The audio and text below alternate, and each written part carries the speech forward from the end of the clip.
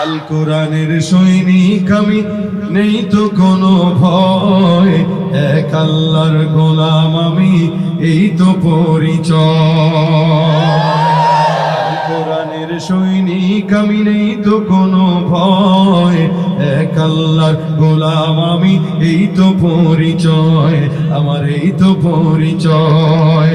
এই পৃথিবীর সবই নকল, এই পৃথিবীর সবই নকল, আসল কিছুই নয়, এক আল্লাহর গোলাম আমি, এই তো পরিচয় আমার, এই তো পরিচয়। ঠিক কিনা?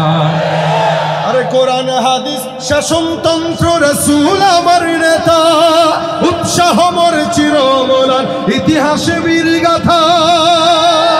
কোরআন হাদিস শাসনতন্ত্র রাসূল আমার নেতা, উৎসাহ মোর চিরমলার ইতিহাসে বীর গাথা। এক আল্লাহ ছাড়া আমার দিলে, এক আল্লাহ ছাড়া আমার দিলে নেই তো কারো ভয়, এক আল্লাহর গোলাম আমি, এই তো পরিচয় আমার, এই তো পরিচয়।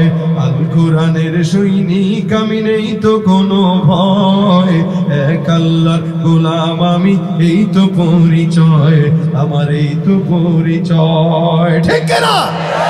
আমরা কার গোলাম? জবান খুলে বলেন, কার গোলাম? আল্লাহর গোলামরা আল্লাহ ছাড়া কাউকে ভয় পায়, আমরা ভয় পাই। দুনিয়ার কোন নেতা, দুনিয়ার কোন খেতা, দুনিয়ার কোন মানুষকে ইমানদার কখনো আল্লাহ ছাড়া ভয় পেতে পারে না। আমরা রাসূলের উম্মত, এটা মনে রাখতে হবে। আমাদের নেতা যেমন দামি, আমরা তেমন দামি। আমরা মুসলমান, এটা আমাদের স্থায়ী পরিচয়। আমাদের নেতা যিনি মুহাম্মদ রাসূলুল্লাহ, তার পরিচয় সে আমাদের স্থায়ী নেতা। মুসলমান অস্থায়ী নেতার পিছনে জীবন দিতে পারে না, স্থায়ী নেতার পিছনে জীবন দেয়। ঠিক কিনা জোরে বলে? আল্লাহ পাক আমাদেরকে সর্বোচ্চ নেতা দিয়েছেন, যার নাম মুহাম্মদুর রাসূলুল্লাহ। সারা জাহানের নেতা, দুনিয়ার নেতা, আখিরাতের নেতা, জান্নাতের নেতা, হাউজে কাউসারের নেতা।